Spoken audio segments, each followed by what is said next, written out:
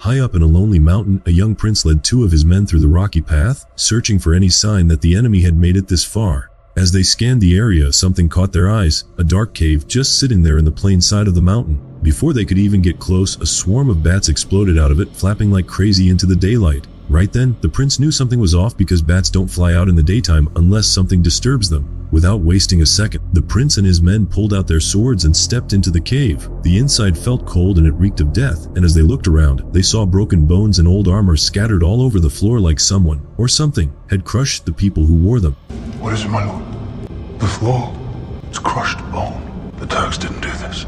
Then, out of nowhere, one of the prince's men was yanked into the shadows so fast, but the soldier didn't even scream. The prince and his last soldier panicked and ran, but the monster in the cave took the second man too, right before the prince's eyes. The prince slashed at the creature with his sword, but it tossed him like a rag doll. He crawled, bleeding and barely breathing, out of the cave and into the sunlight. That's when the monster stopped chasing him. It hissed, pulled back and disappeared into the shadows again. The blood on the prince's sword sizzled in the sunlight, then vanished, leaving him speechless. But to know how it all began, we go back to 1442. Back then, the Turkish Empire took 1,000 boys from Transylvania, forcing them to train as soldiers. One of them grew up to be a name people would whisper with fear, Vlad the Impaler. After years of war and doing things even monsters would fear, Vlad came back to Transylvania, hoping to leave the blood behind and rule in peace. One day, by a quiet stream near Transylvania, a Roman man named Shkeljam spotted something strange floating in the water, a Turkish helmet, just drifting there like it had a message to deliver. Vlad, now the prince of the land, took one look at the helmet and knew what it meant. It belonged to a scout, and that could mean only one thing: the Turks were coming. Since the river flowed from a place called Broken Tooth Mountain, Vlad figured that's where the trouble started. So he told his men to get ready for war and rode out to investigate the Turkish camp, hoping he could talk his way out of bloodshed. But that decision led him straight to the cave, the monster, and the death of his soldiers. At Castle Dracula, the cold stone walls couldn't stop the heavy weight pressing on Vlad's shoulders. He stood before his brother Lucian, trying to make sense of the creature they saw in the mountain cave. Lucian, with fear in his voice, told Vlad that the beast's arrival wasn't just a random event, it was part of an old Roman prophecy. The beast was once a mortal man who summoned a demon from the depths of hell to trade for his dark power. The demon tricked the man, granting his wish, but his price was an eternity condemned to the darkness of that cave, where he remains until he finds another to set him free. Vlad listened in silence, then made Lucian swear never to speak of this again. Their people were already terrified of the Turks. The last thing they needed was panic over monsters in the mountains. Later that night, Vlad walked through the castle halls to find the only peace he still had, his wife Marina, and their young son Ingris. They greeted him warmly, but Marina could tell something wasn't right. When they were alone, she gently asked what happened, and Vlad, trying to stay calm, said it was wolves and nothing more. He mourned for his fallen men, but said nothing else. She held him close and reminded him he was home now, safe with his family. The next morning, the kingdom celebrated Easter. The town was filled with laughter and music, and the people shared food and danced in the halls. But the celebration stopped cold when Ottoman General Hamza Bey and his soldiers marched in without warning. Vlad stepped forward and offered a chest filled with silver coins to the general, a tribute to keep peace with the Sultan. But Hamza Bey wasn't here for silver. He stared Vlad down and accused him of murdering Turkish scouts. Vlad denied it without flinching and told the general to take the coins and leave. But Hamza just grinned and delivered his real message. The Sultan wanted 1,000 Transylvanian boys for his army. Gasps spread through the crowd. People shouted in protest. Mothers clutched their sons. Hamza kept speaking like he didn't hear them, listing out the ages of the boys that were to be taken. One desperate father begged a Turkish soldier to spare his son, but the soldier raised his sword, ready to chop off the man's hand. That's when Vlad snapped. He grabbed the soldier and slammed him against the wall like he weighed nothing. The air went dead silent. Hamza Bey stepped in calmly and reminded Vlad that he had no army to fight back and no real power to resist. Then he gathered his men and left, taking the tribute with him. Vlad met with his advisor Kazan, who told him flat out that they had to do whatever it took to protect their people. Later, as Vlad sat with Ingris, he opened up. He admitted that years ago, his own father gave him away to the Sultan as a royal hostage, just to prove loyalty. But he promised his son that he would never let that happen to him. But deep down, Vlad knew the truth. If he refused the Sultan's demand, it could start a war. Thousands might die. And if he agreed, he'd be giving up the very children he swore to protect. The very next day, Vlad made a long journey to the Ottoman palace where the Sultan sat beside Mehmet, the prince he once knew like a brother. They drank together, and for a while, it felt like old times again. They talked about their childhood, the scars left by their fathers, but he admired how Vlad had once adapted to their ways. Then the mood changed. Mehmet asked about the 1,000 boys. He said he needed them now more than ever. Vlad, trying to hold on to any hope of peace, offered himself instead, begged to be taken in their place. But Mehmet denied his offer. What he said next hit even harder. He wanted to raise Vlad's own son, Ingris, in the same palace where Vlad once grew up. He promised Vlad could keep his throne, but there would be a general placed above him, watching every move he made. Vlad's voice cracked as he pleaded, but Mehmet simply smiled and told him to have more sons. Later, in a quiet clearing, Vlad met with his family. The Turks had arrived to take the children. As Vlad stood there frozen, Marina snapped. She reminded him of the promise he made before they were even married, the promise to always protect their children no matter what. Kazan stepped forward too, his voice low and heavy, warning them that if they disobeyed, they would face war. The soldiers moved closer. Vlad stepped forward. He could barely breathe as he walked up to them. He dropped his weapon to show he wasn't here to fight. Ingris watched him closely, then stepped forward on his own. He looked into his father's eyes and said he would go willingly, just like Vlad once did. He believed he would survive. Vlad held his son's hands tightly. Every part of him was screaming, but he walked him over to Hamza Bey. The general gave a smug smile, like he expected more of a fight. In that moment, something snapped inside Vlad. He realized what was happening. He leaned down and whispered something into Ingris's ear, and the boy ran. In a flash, Vlad snatched Hamza Bey's sword and struck. He moved like lightning, tearing through the soldiers with unstoppable rage. Marina threw herself over her son, shielding him as the fight broke out around them. Vlad didn't hesitate. He fought alone, fast and deadly, his blade glinting in the dim light. By the time it was over, the bodies of Hamza's men were scattered around him. But Vlad knew this wasn't the end, and more would come. Kazan stood nearby, stunned. He looked at the prince with rage in his eyes, but Vlad's voice was calm. He said a child should never be given up for peace. He turned to his family and ordered them to be taken to the castle and protected at all costs. Then, without another word, he left alone, heading straight toward the Broken Tooth Mountain, hoping to seek salvation from the demon. Vlad climbed the dark mountain alone, every step pulling him deeper into a place where no light dared to go. The rocks cut into his hands. The wind howled like it wanted him gone, but he didn't stop, not when his people were in danger. The cave waited at the top, narrow and cold. He stepped inside, shadows wrapped around him instantly. A voice echoed from somewhere deep in the dark. It greeted him calm and ancient, but Vlad couldn't see the speaker. No one has ever returned. Vlad answered without fear, saying, Seems no one has ever had the privilege of leaving either. Suddenly, the vampire blew out Vlad's torch. Darkness swallowed everything. Vlad swung his sword wildly, blind and tense, but then the creature stepped forward and, with barely any effort, knocked the blade from his hands. The vampire looked at him closely. He didn't sense fear. He sensed something else. In you, I sense hope.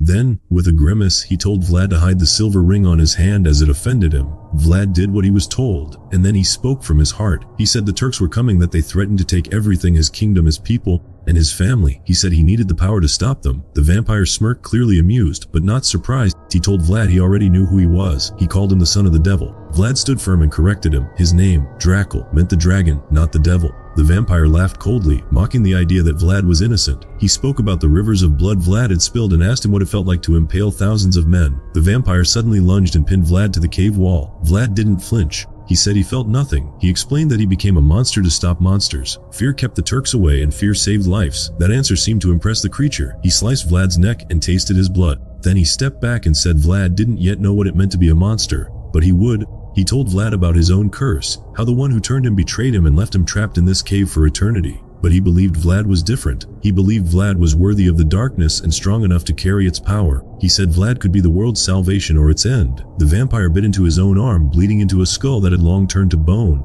He held it out and told Vlad to drink. He promised power beyond anything Vlad had ever known. The strength of 100 men, the speed of a falling star, dominion over the night and all its creatures. But there was a catch. If Vlad drank and resisted the thirst for human blood for 3 days, he would return to being a mortal man, having saved his people and tasted the dark without being consumed by it. But if he gave in and fed on a human soul, he would be lost forever, becoming something else entirely. And if that happened, the vampire would finally be set free from the cave and would rise again, and Vlad would become his weapon, his servant, and his offering to the darkness. Vlad hesitated. Every part of him screamed not to do it, but desperation leaves no room for choices. He took the skull, raised it to his lips, and drank. The vampire turned away as Vlad collapsed to the ground, his body twisting, bones cracking, flesh burning. The world vanished. And then, through the fire in his veins, Vlad saw something that wasn't real, but felt more real than anything he had ever known. Vlad woke up in a shallow stream. His skin was burning. He looked down and saw that his silver ring was melting into his flesh. He tore it off and threw it aside, breathing hard, confused and in pain. He tried to stand, grabbed onto a jagged rock, but it crumbled beneath his weight and sliced his hand open. He stared at the wound, but before he could panic, it healed right in front of him, as if nothing had happened. Then everything around him sharpened. He could hear the tiniest sounds in the woods, the legs of spiders crawling on leaves, the breathing of animals hiding in the trees. He could see heat glowing off the creatures like fire under their skin. Suddenly, explosions boomed in the distance. His instincts kicked in. Without thinking, he sprinted, and then something inside him broke loose. His body exploded into a swarm of black bats that raced through the sky faster than any horse could ride. Moments later, he reformed on the ground back in human shape, but now covered in dirt and ash. He used this new power to get home. When he reached the castle, the nightmare had already begun. His kingdom was under siege. Smoke filled the sky, fire rained from the cannons. Vlad rushed inside and found his wife and son safe for now. He stood before the terrified townspeople, and with fire in his voice, he told them that a prince might have given up their sons to keep the peace, but he had chosen another path. He would not bow, he would not break. A deafening blast shattered the castle wall. Soldiers charged in through the smoke. Vlad stepped forward alone. His eyes glowed, and then he ran straight into the enemy lines like a storm on two legs. He tore through their army by himself, flinging soldiers across the field, ripping weapons from their hands, and slicing through them like nothing could stop him. Cannon smoke turned to silence. When the battle ended, the ground was covered in bodies, but Vlad was the only one still standing. His soldiers finally arrived, but there was no fight left. Vlad turned to them and told them not to question what they saw. He asked only for their trust and swore he would protect them all. But he knew this was only the beginning. More armies would follow, so he told his people to flee to Kozia Monastery, hidden high in the mountains where cannons couldn't reach. As they traveled through rough hills and thick forests, the group stopped to make camp. Fires were lit, food was shared, and Vlad watched from nearby in hunger as his body was twitching at the smell of blood. He pulled back into his tent where Marina was waiting. They kissed, and for a moment, it felt like the world had stopped spinning. But as they got intimate, his hunger returned, stronger now. He could hear her heartbeat, smell her blood. Just as he was about to lose control, he broke away and left the tent with sharp breath and frustration. In the woods, he wasn't alone. Shkeljim was following the bats, but what he found was Vlad. He didn't run. He didn't scream. Instead, he stepped forward holding a knife. He knew what Vlad had become. But instead of attacking, he cut his own hand open and offered his blood in a small wooden cup. He wanted to serve him,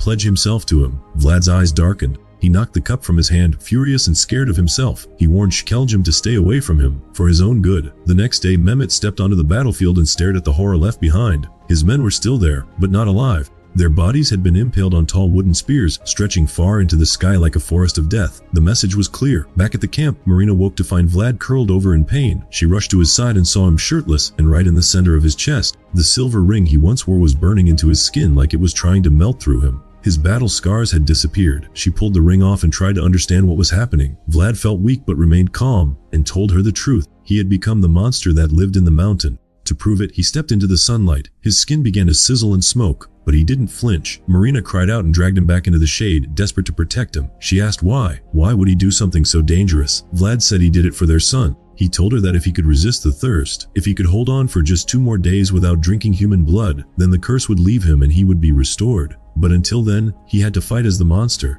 He told Marina to take the townspeople and lead them to the monastery in the mountains, where they would be safe. He would stay behind and hold off Mehmet's army. As the sun disappeared behind the hills, Vlad vanished into a storm of bats and took to the sky, searching for Mehmet's forces. But while he was away, the enemy made their move. Mehmet's soldiers had circled around and ambushed the townspeople as they fled. Swords clashed in the dark as panic spread. One of Vlad's loyal men, Dmitri, grabbed Marina and Ingris and led them through the woods, trying to get them to safety. But they got cut off, cornered. Dmitri fought like a true soldier to protect them, swinging and slashing at the enemy until he was stabbed and fell to the ground bleeding. Marina screamed for Ingris to run. A soldier came forward to finish her, but before he could strike, a strange sound filled the air, the flapping of wings. Bats swarmed the area, distracting the enemy. The soldier backed away toward the cliff. That's when Vlad appeared. He didn't look human anymore. His body had taken the full shape of the beast. The soldier turned in fear but was too late. He slipped and fell from the cliff, screaming into the dark. Dmitri lay gasping for breath, barely alive, eyes wide with fear at the creature in front of him. But Vlad knelt beside him gently. He spoke softly, easing his friend's fear. Dmitri smiled before he died. His blood soaked the ground around him. Vlad felt it, smelled it. The thirst clawed at his throat. But then he heard the distant cry of his son, and just like that, he stepped back and resisted. The townspeople finally reached the monastery, exhausted and terrified. Kaizen shouted at Vlad for abandoning them, but Vlad silenced him with a glare.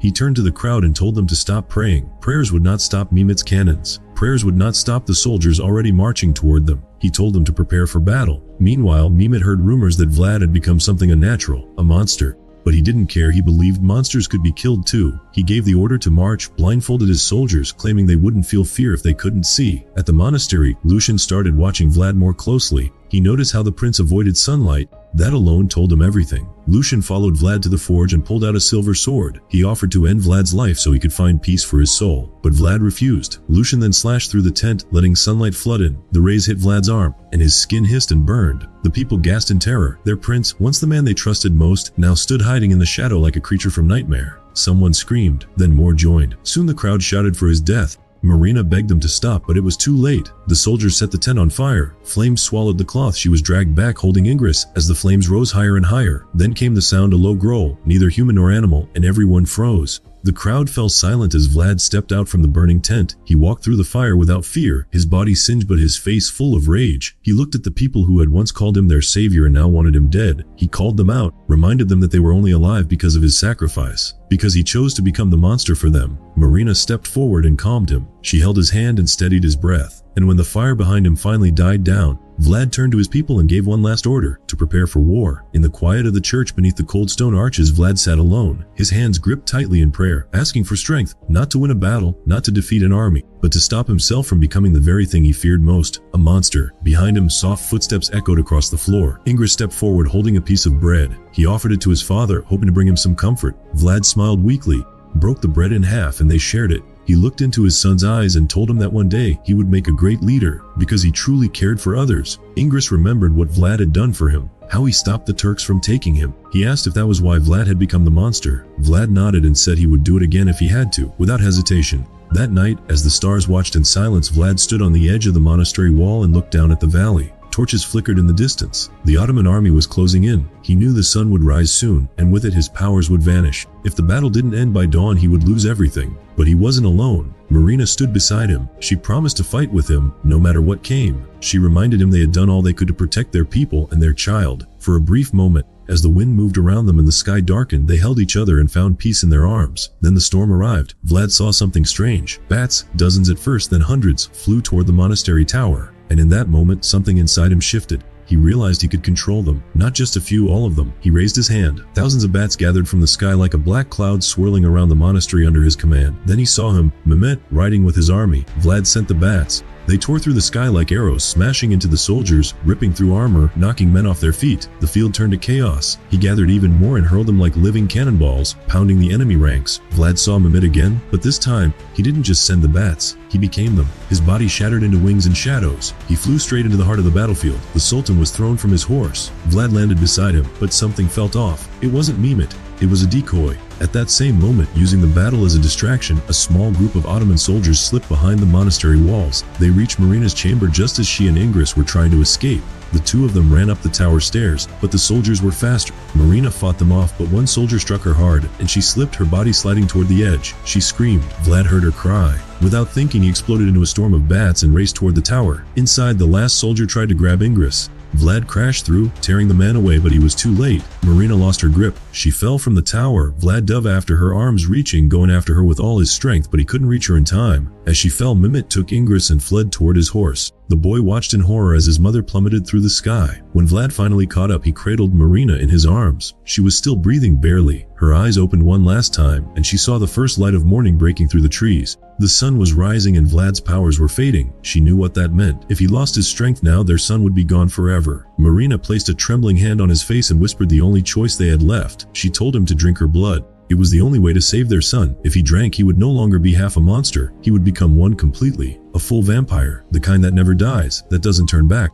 Vlad couldn't do it. He wept, he shook his head, but she begged him. She was dying anyway, and all she wanted was to make sure their son lived. So with a heart full of sorrow, Vlad sank his fangs into the woman he loved. He drank her blood, tears running down his face. As her life faded into his, the curse completed, and far away in the darkness of the cave, the ancient master vampire who had turned Vlad felt the bond break. He was set free. The sun disappeared behind heavy clouds, casting the world into a dull, ash-colored stillness. When Vlad returned to the monastery, he moved through the ruins of battle, past broken walls and lifeless bodies, until he found one soldier still clinging to life. Without hesitation, Vlad made him drink his blood. The man had no choice but to rise again, no longer fully human. One by one, Vlad found a few more survivors, gave them his blood, and turned them too. He was building a new kind of army, one made from the angry, the wounded, and the dead. Then, in a cold chamber hidden deep inside the monastery, Vlad retrieved his old black and silver armor, the one he wore when the world had feared him as Vlad the Impaler. As he stood by his wife's grave, he swore to her memory that he would bring their son back, no matter what it cost. Far across the land, in the heart of the Ottoman camp, thunder rolled across the sky as a storm gathered. And then, like a shadow that had come alive, Vlad arrived. His vampire army stormed the camp like a flood of vengeance. Kazan captured Mehmet's general and drank him dry. Another vampire slammed one of Mehmet's assassins against a flagpole, and a wild woman with blood-stained teeth fed on the body. Inside the chaos, Vlad marched toward the Sultan's tent. Mehmet stood ready. The tent floor was covered in silver coins, and in his hand he held a silver sword. Right behind him, tied up and helpless, was Ingress. As soon as Vlad stepped onto the silver, his body burned. Every step hurt. Mehmet struck without mercy, and Vlad collapsed under the weight of fire and pain. The Sultan dumped more bags of silver, spreading it across the tent, forcing Vlad to fight on ground that seared his skin. Mehmet beat him down again and again, taunting him with every blow, then striking him down with a huge blow. From behind, Ingress screamed for his father to wake up and fight. At that moment, Mehmet raised a sharpened wooden stake and tried to drive it into Vlad, but Vlad, summoning all his strength, blocked the strike and vanished into a cloud of bats, only to reappear behind the Sultan and plunge the stake into his chest. With fire in his eyes, he told Mehmet he was no longer Vlad, he was Dracula, the son of the devil. And with that, he sank his teeth into Mehmet's neck and ended the battle. Outside, the vampire army gathered around Vlad as he stepped out of the tent, holding Ingress. Kazan praised their victory, proudly saying that there were no humans left, only the boy. He smiled and called Ingress a weakness, and when he tried to strike the child, Vlad drove a blade into Kazan's heart. The vampire turned to ash and the others stopped in their tracks, but their hunger was growing. Just then Lucian appeared, holding a glowing holy cross. The vampires backed away in fear. Lucian begged Vlad to let him take the boy, swearing to keep him safe. Vlad pulled Ingress close, whispered that he loved him, and pushed him into Lucian's arms. As Lucian carried the child away, Ingress screamed, reaching out for his father, refusing to say goodbye. Vlad turned and faced the sky as the clouds broke open. The sunlight came pouring down. All around him the vampires burned. Their screams echoed into the wind. Vlad stood still in the center of the fire, his armor melting, his skin turning to smoke. He screamed once, and then there was silence. Time passed. Ingress was crowned the new Prince of Transylvania, and though the people saw peace, he mourned the fact that no one would ever truly understand what his father had done. No one would see the hero in the monster. But far away in the shadows of the battlefield, someone moved through the ashes. It was Skeljum. He found Vlad's body still warm with power, and without hesitation offered him his blood. Centuries passed. In modern-day London, among the crowd of strangers, a man walked with eyes that had seen centuries. He stopped when he saw her, a woman who looked exactly like Marina. She smiled when he recited a poem from their wedding vow, and she said it was her favorite. Her name was Mina. They walked together. From a quiet cafe across the street, someone was watching. The master vampire, the one who had turned Vlad, followed them into the night.